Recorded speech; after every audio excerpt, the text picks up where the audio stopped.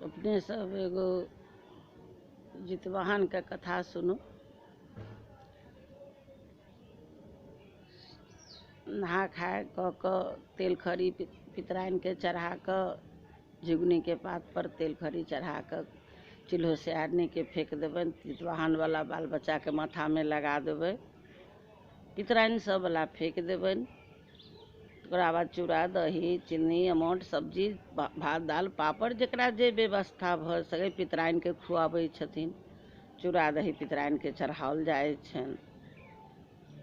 सब भगला के बाद पितराइन के गोर ला कऽ विदा कऽ दिबनि। काल्हि भेला जब अष्टमी एतै तो अष्टमी के दिन अब सह के लेल कुश के कुशपुतरा बना लेब। लोटा में औंठा देबै। ओहिमे जितिया अपन टांग देबै। नारियल एगो राखि देबै। केरा राखि देबनि आ तब जनउ सुपारी हाथ में लऽ कऽ कथा सुनब।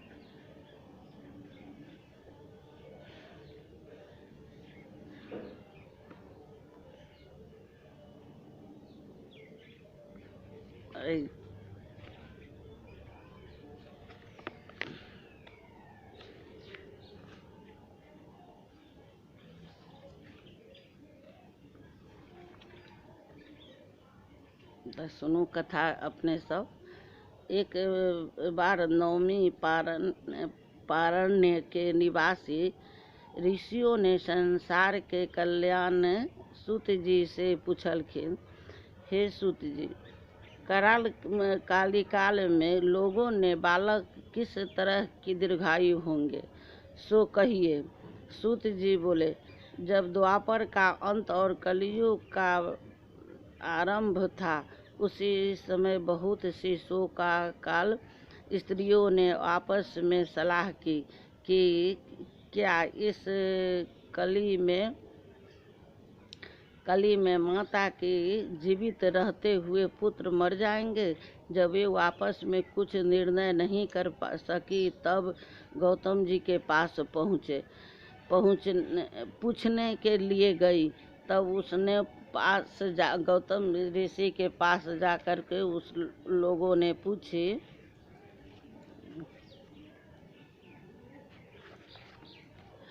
पहुंची तो उस समय गौतम जी आनंद के साथ बैठे हुए थे।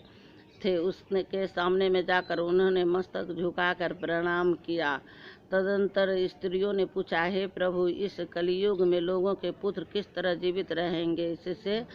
इसके लिए कोई व्रत का तप हो तो कृपा करके बताइए। इस तरह उनकी बात सुनकर गौतम जी बोले, आपके मैं के लिए वही बात बताऊंगा जो मैंने पहले से सुन रखी है। गौतम जी ने कहा, जब महाभारत युद्ध का अंत हो गया तो द्रोण पुत्र अश्वत्थामा के द्वारा अपने बेटों को मरा देखकर सब पांडव बड़े दुखी हुए और पुत्र के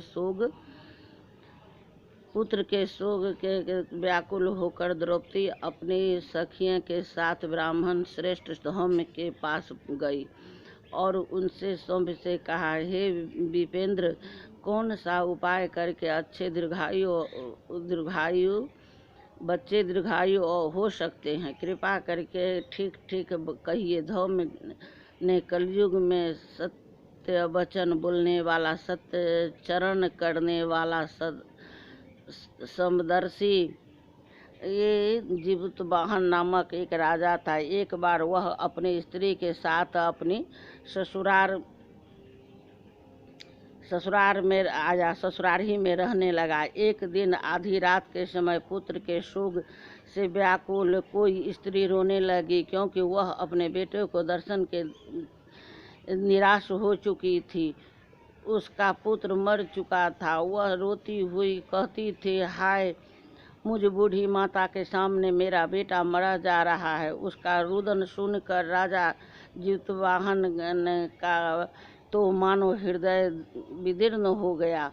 वह तत्काल उस स्त्री के पास गया और उससे पूछा, तुम्हारा बेटा कैसे मरा? बूढ़ी ने कहा, गरुड़ प्रतिदिन आकर गांव के लड़कों को खा जाता है। इस पर दयालु राजा ने कहा, माता, अब तुम रो मत, आनंद से बैठो, मैं तुम्हारे बच्चों को बचाने के लिए प्रयत्न करता हूँ। ऐसा कहकर राजा उस स्थान पर गया जहाँ गरुड़ आकर प्रतिदिन मांस खाया करता था। उसी समय गरुड़ भी उस पर टूट पड़ा और राजा के शरीर का मांस खाने लगा। जब अतिशय तेजस्वी गरुड़ ने राजा का बायां अंग का खा लिया तो झटपट राजा ने अपना दाहिना अंग फेर दिया, गरुड़ के सामने कह दिया। यह देखकर गरुड़ जी ने कहा, देव योनियों में तुम कौन हो? तुम मनुष्य तो नहीं जान पड़ते। अच्छा, अपना जन्म और कुल बताओ। पीड़ा से व्याकुल मन वाले राजा ने कहा, हे पंछीराज, इस तरह के प्रश्न करना व्यर्थ है। तुम अपनी इच्छा भर मेरा मांस खाओ। यह सुनकर गरुड़ रुक गए और बड़े आदर से राजा के जन्म और कुल के बात पूछने लगा। राजा ने कहा, मेरी माता का नाम सौभ्या और मेरे पिता का नाम शालिवाहन है। सूर्यवंश में मेरा जन्म हुआ है और जितवाहन मेरा नाम है। राजा की दयालुता देखकर गरुड़ ने कहा, हे महाभाग, तुम्हारे मन में जो अभिलाषा है वह वर मांगो। राजा ने कहा, हे पंछीराज, यदि आप मुझे वर दे रहे हो तो वर दीजिए। आपने अब तक जिस प्राणियों को खाया है वे सब जीवित हो जाए। हे स्वामी, अब से आप यहाँ बालकों को न खाएं और कोई ऐसा उपाय करें जो यहाँ जो उत्पन्न हो वो लोग बहुत दिनों तक जीवित रहे। धौम्य ने कहा कि पक्षीराज गरुड़ राजा को वरदान देकर स्वयं अमृत के लिए नागलोक चले गए। वहां से अमृत लाकर उन्होंने उस मरे मनुष्यों को हड्डियों पर बरसाया। ऐसा करने से सब लोग जीवित हो गए जिनको कि उसने गरुड़ ने खाया था। राजा के त्याग और गरुड़ की कृपा से वहाँ वालों का बहुत कष्ट दूर हो गया। उस समय राजा के शरीर की शोभा दुनी हो गई। राजा की दयालुता देखकर गरुड़ ने फिर से कहा, मैं संसार के कल्याणार्थ एक और वरदान दूंगा। आज आश्विन मास कृष्ण सप्तमी रहित शुभ अष्टमी तिथि है। आज ही तुमने यहाँ की प्रजा को जीवन दान दिया है। बस सबसे यह दिन ब्रह्म भाव हो गया है, जो मुक्ति भेद विविध नामों से विख्यात है। यही त्रैलोक के पूजित दुर्गा अमृत प्राप्त करने के अर्थ में जीवित पुत्रिका कहलाई है। जो इस तिथि को जो स्त्रियां उस जीवित पुत्रिका की ओर कुश की आकृति बनाकर तुम्हारी पूजा करेगी तो तीनों दिन उनका सौभाग्य बढ़ेगा और वंश की बढ़ती होगी। हे महाभाग, इस विषय में विचार करने की भी आवश्यकता नहीं है।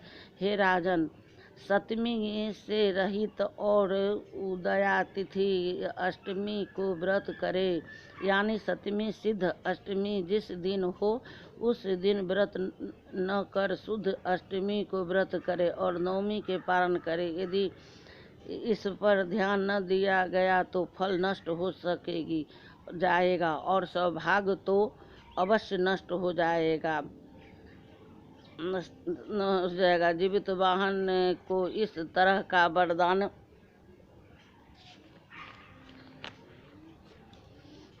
देकर गरुड़ वैकुंठ धाम को चले गए और राजा भी अपनी पत्नी के साथ अपने नगर को वापस चले आए। धौम्य द्रौपदी से कहते हैं, हे देवी, मैंने यह अतिशय दुर्लभ व्रत तुमको बताया है। इस व्रत को करने से बच्चे दीर्घायु होंगे।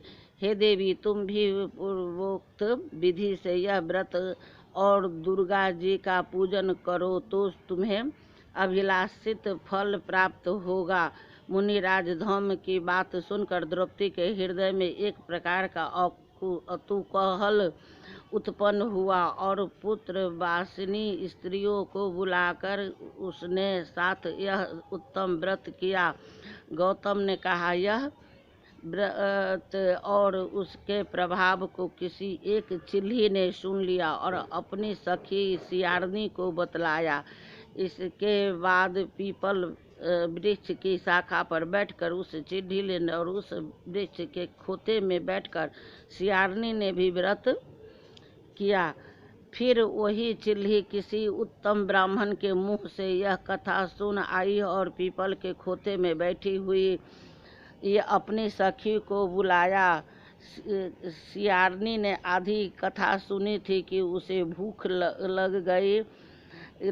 वह उसी समय सबको भरे हुए स्मशान में पहुंची। वहां उन्होंने इच्छा भर मांस खा भोजन किया और चिल्ही बिना कुछ खाए पिए रह गई और सवेरा हो गया। सवेरे वह गौशाले में गई और वहां से गौ का दूध पिया। इस तरह नवमी को उसने पारण किया। कुछ दिनों बाद वे दोनों मर गई और अयोध्या में किसी धनी व्यापारी के घर जन्मी। इस संयोग से उन दोनों का जन्म एक ही घर में हुआ, जिसमें सियारनी ज्येष्ठ हुई और चिल्ही छोटी हुई। वे दोनों सभी शुभ लक्षणों में युक्त थे, इसलिए बड़ी लड़की काशी राज के और छोटी उसके मंत्री के साथ गायी पंथ अग्नि के सामने विधि पूर्वक ब्याही गई। पूर्व जन्म के कर्म फल से वह मृगनयनी रानी हुई और जिस किसी भी संतान को उत्पन्न करती वह मर जाती थी। पूर्व जन्म की बातों को स्मरण करने वाली मंत्री के पत्नी ने अष्ट वसुओं के समृद्ध तेजस्वी 8 बेटे उत्पन्न किए और सभी जीवित रह गए। अपनी बहन के पुत्रों को जीवित देखकर ईर्ष्यावश राजपत्नी ने अपने स्वामी से कहा कि यदि तुम मुझे जीवित रखना चाहते हो तो उस मंत्री के भी पुत्रों को उसी जगह भेज दो जहाँ मेरे बेटे गए हैं, अर्थात उन्हें मार डालो।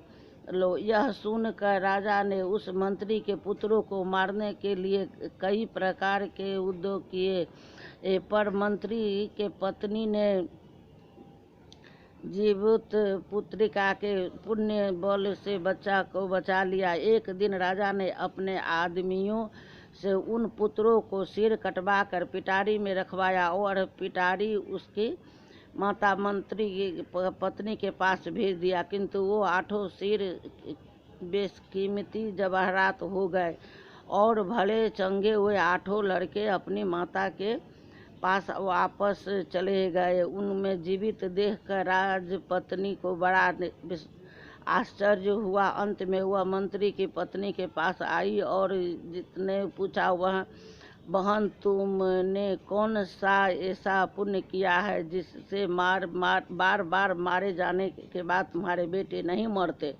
इस पर मंत्री की पत्नी ने कहे,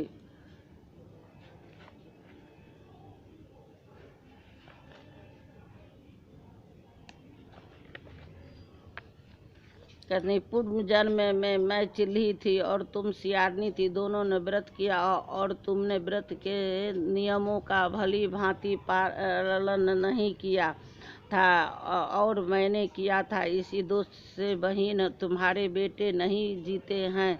ओ राजरानी, अब भी तुम उस जीवित पुत्री का व्रत करो और तुम्हारे बेटे दीर्घायु होंगे। मैं तुमसे सच कह रही हूँ। उससे कथा के अनुसार रानी ने व्रत किया, तभी से उसके कई बेटे सुंदर और दीर्घायु होकर बड़े बड़े राजा हुए। सूत जी कहते हैं कि सब प्रकार का आनंद देने वाला मैंने यह दिव्य व्रत बतलाया है। स्त्रियां चिरंजीवी संतान चाहती हो तो जीवित पूर्वक विधि पूर्वक यह व्रत करे। इति पंडित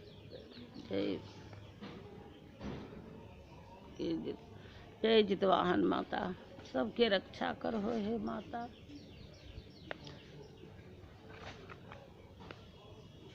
बाद में आरती एकटा गा देबन। ओम जय जगदीश हरे स्वामी, जय जगदीश हरे। भक्त जनों के संकट क्षण में दूर करी, जय जगदीश हरे। जो ध्यावे फल पावे, दुख बिन से मन का। सुख संपत्ति घर आवे, कष्ट मिटे तन का, जय जगदीश हरे। मात पिता तुम मेरे, शरण गहूँ किसकी। स्वामी शरण गहूँ किसकी, तुम बिन और न दूजा आस करूँ जिसकी। जगदीश हरे तुम हो पूरन परमात्मा, तुम अंतर्यामी। पार ब्रह्म परमेश्वर तुम सबके स्वामी, जय जगदीश हरे। तुम करुणा के सागर, तुम पालन करता स्वामी, तुम पालन करता। मैं मूरख खल कामी, कृपा करो भरता, जय जगदीश हरे। तुम हो एक अगोचर, सबके प्राणपति स्वामी, सबके प्राणपति। किस विधि मिलो दयामय, तुमको मैं कुमति। ओम जय जगदीश हरे। दीन बंधु दुख हरता, तुम ठाकुर मेरे स्वामी, तुम ठाकुर मेरे। अपने हाथ उठाओ, पार खरा तेरे, जय जगदीश हरे। विषय विकार मिटाओ, पाप हरो देवा स्वामी, पाप हरो देवा। श्रद्धा भक्ति बढ़ाओ, संतन की सेवा, जय जगदीश हरे। तन मन धन सब कुछ है तेरा स्वामी, सब कुछ है तेरा। तेरा तुझको अर्पण क्या लागे मेरा। ओम जय जगदीश हरे। प्रभु जय जगदीश हरे। भक्त जनों के संकट क्षण में दूर करे। ओम जय जगदीश हरे।